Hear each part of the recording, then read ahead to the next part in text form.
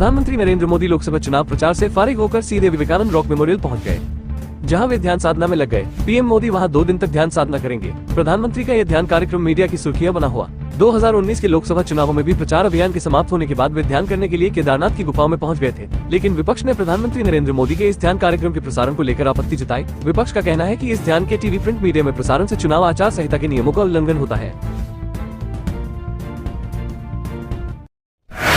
UP में भीषण गर्मी और हीट वेव को देखते हुए मुख्यमंत्री योगी आदित्यनाथ ने अफसरों को निर्देश दिए और कहा कि गांव हो या शहर अनावश्यक बिजली कटौती न की जाए और फॉल्ट आने पर तत्काल ठीक किया जाए। उन्होंने कहा कि विगत कुछ दिनों से प्रदेश में भीषण गर्मी लू का प्रकोप देखा जा रहा है, तापमान बढ़ रहा है। ऐसी स्थिति में आम जनजीवन और पशुधन वन्य जीवों की सुरक्षा के लिए हर स्तर पर पुख्ता प्रबंध किए जाए। राहत आयुक्त कार्यालय के स्तर से मौसम पूर्वानुमान का दैनिक बुलेटिन जारी किया जाए।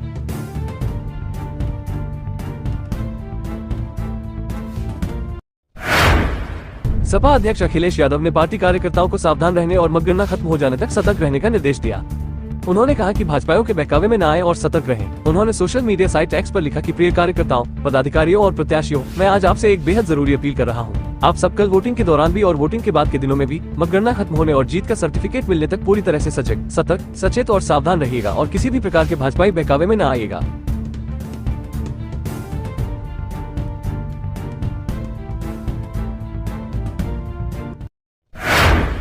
पोलिंग पार्टियों की रवानगी से पहले 30 बीमार, 7 की मौत, मृतकों में 5 होमगार्ड, मचा हड़कंप। यूपी के मिर्जापुर में हुए इस घटना पर जिला प्रशासन में हड़कंप मच गया है। मृतकों के परिजन रोते बिलखते अस्पताल पहुंचे। लोकसभा चुनाव के एक दिन पहले इतनी बड़ी खबर को लेकर विपक्षी पार्टियां भी अलर्ट हो गयी। यूपी के पूर्व सीएम अखिलेश यादव ने मृतकों के लिए मुआवजा देने का अनुरोध किया।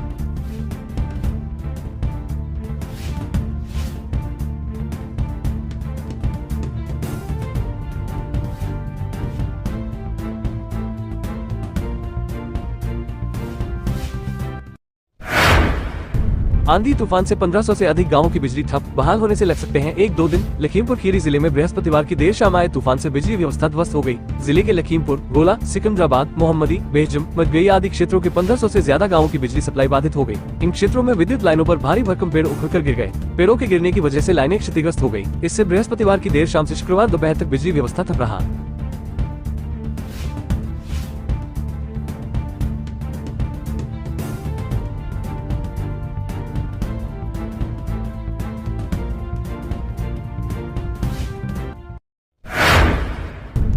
आसमान से बरस रही आग ने धरती को भट्टी बना दिया है, तपन जानलेवा हो गई है। प्रयागराज के हंडिया क्षेत्र में शुक्रवार को एक ट्रक ड्राइवर पर ऐसी आफत आई कि उसके प्राण ही निकल गए। भूख प्यास लगने पर ट्रक रोककर वो ढाबे में घुसा और वहीं बेहोश होकर गिर पड़ा। मध्य प्रदेश के सोहागी थाना क्षेत्र के जिरिया गांव निवासी अर्जुन कुमार ट्रक चलाकर किसी तरह से परिवार का गुजारा कर रहा था। शुक्रवार को भी वो काम पर निकला था। हंडिया में बस अड्डे के समीप एक ढाबे पर उसने ट्रक रोक दिया।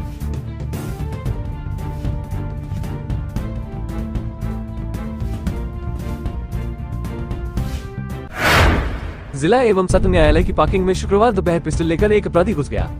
ये देख मौके पर भगदड़ मच गई। कोर्ट में इस तरह किसी अपराधी का पिस्टल लेकर घुसने से वहां हड़कंप मच गया। जब अपराधी जज की पार्किंग में घुसा तो वकीलों का पारा चढ़ गया। वकीलों ने आरोपी को पहले तो जमकर पीटा, इसके बाद पुलिस के हवाले कर दिया। पुलिस ने बताया कि आरोपी का नाम चंद्रपाल है, वो मरियाव का रहने वाला है। पुलिस ने बताया कि आरोपी के खिलाफ महानगर समेत कई थानों में केस दर्ज है। इंस्पेक्टर वजीरगंज दिनेश चंद्र मिश्रा ने बताया कि चंद्रपाल से पूछताछ की जा रही है।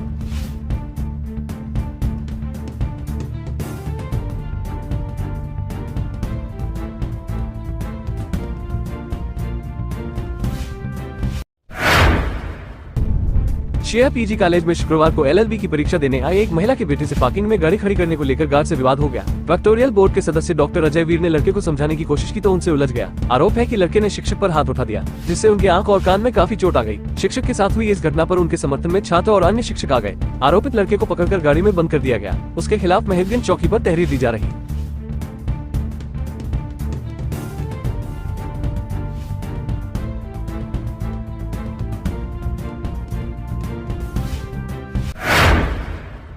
शाइन सिटी धोखाधड़ी मामले में इलाहाबाद हाई कोर्ट ने लगातार दूसरे दिन तल्ख टिप्पणी की। तीनों जांच एजेंसियों, प्रवर्तन निदेशालय एसएफआईओ तथा आर्थिक अपराध शाखा को फटकार लगाई। कहा कि ईडी पर भरोसा नहीं है। न्यायमूर्ति सिद्धार्थ तथा न्यायमूर्ति प्रशांत कुमार की खंडपीठ ने श्रीराम की आपराधिक याचिका पर लगातार दूसरे दिन सुनवाई करते हुए ये टिप्पणी की। गुरुवार को खंडपीठ ने विवेचना अधिकारी ईडी के सहायक निदेशक को रिकॉर्ड सहित तलब किया था। आर्थिक अपराध शाखा के महानिदेशक व प्रदेश के गृह सचिव को भी लज्जा विवेचना पर सफाई देने के लिए बुलाया था।